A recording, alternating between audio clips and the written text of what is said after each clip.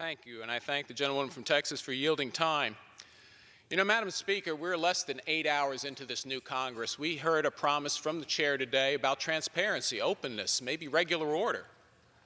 Yet we have a bill in front of us, one of the most major bills we would consider the entire year, has not gone through the committee process. In fact, it was drawn up behind closed doors with no debate. We have dozens of new members, none of whom are allowed input into this product because it didn't come through the committee or the process. What are some of these changes that are made? Because we had a bill that had come through the process, but there were changes made. One of them the gentlelady from North Carolina talked about.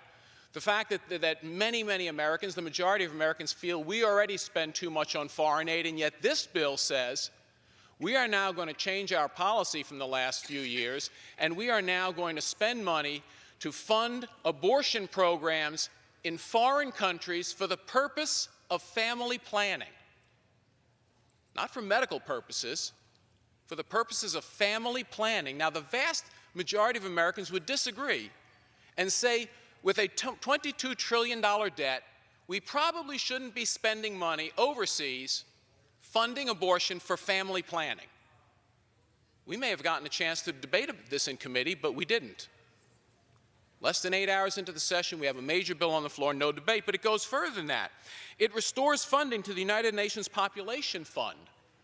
Now, in committee, we should have had a debate about the United Nations Population Fund and how, in fact, it funds China's coercive forced sterilization and forced abortion policy. Now, is that what the United States is about? Sending money overseas for forced sterilization and forced abortion? That discussion belongs in committee. It doesn't belong, again, added to a bill under the dark of night with no discussion.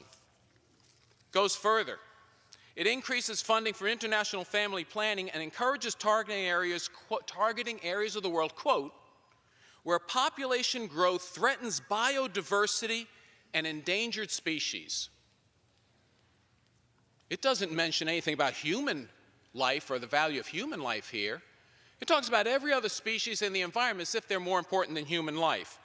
A very interesting approach to take, but an approach that probably should have been discussed in committee first. And finally, as a physician, it removes the protective language that says that the District of Columbia should not, in fact, promote Jack Kevorkian-style physician-assisted suicide because, Madam Speaker, if you can't trust your physician to make each and every judgment in your best interest, not the interest of an HMO that can save money or an insurance company can save money or the organization that physician works for that can save money if that person agrees to take a suicide-producing drug prescribed by that physician. If we go down that slippery slope, I don't want to know where we end. Madam Speaker, this bill should have come through the committee process. It should have gone through the debate. I yield back my time.